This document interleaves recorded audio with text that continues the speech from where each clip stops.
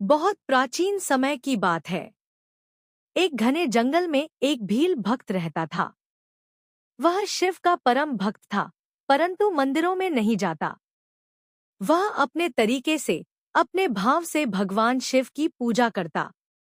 रोज सुबह जंगल जाता, शिकार करता और जो कुछ मिलता, वह फूल हो या जल, वो सब शिवलिंग पर चढ़ाता। एक दिन जैसे ही वह शिकार करने निकला, उसने किसी झाड़ी में हलचल सुनी और बिना देखे तीर चला दिया। बाण जाकर सीधे एक शिवलिंग की आंख पर लग गया। जैसे ही उसने यह देखा, वह कांप गया। उसके प्राण सूख गए। वह चिल्लाया, हे भोलेनाथ, यह मुझसे क्या अनर्थ हो गया। उसकी आंखों में पश्चाताप के आंसू थे। वह शिवलिंग के सामने घुटनों के बल बैठ गया।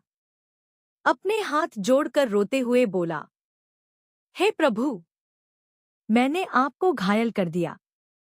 अब मैं क्षमा योग्य नहीं हूं। वह कई घंटे वहीं बैठा रहा। फिर एक पल ऐसा आया जब उसने निश्चय किया, यदि मेरी आंखों से आपके नेत्र को कष्ट पहुंचा है, तो मैं अपने नेत्र अर्पित करता हूं। उसने साहस करके अपना एक नेत्र निकाल लिया और उसे उसी शिवलिंग पर चढ़ा दिया। फिर उसने देखा, शिवलिंग की दूसरी आंख पर भी खून था।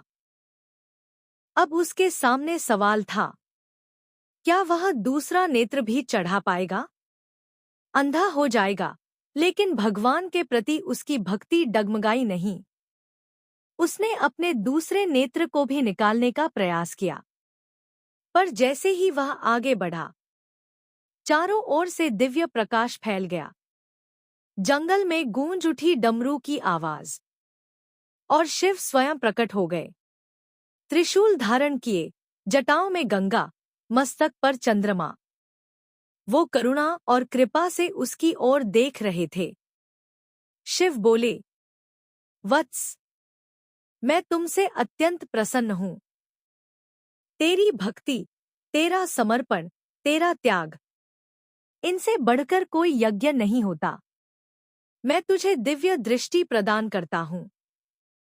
अब तेरे नेत्र पहले जैसे नहीं, अब वे मेरी दृष्टि हैं। तू अब संसार को मेरी तरह देखेगा। यह कहकर भगवान शिव अंतर्ध्यान हो गए। भील भक्त के नेत्र लौट आए।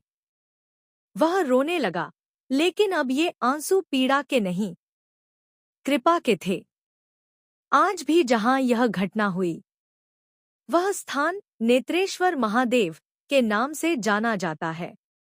यह कथा हमें सिखाती है, ईश्वर को दिखावे की नहीं, सच्ची भक्ति और समर्पण की आवश्यकता होती है। हर हर महादेव। नमः शिवाय।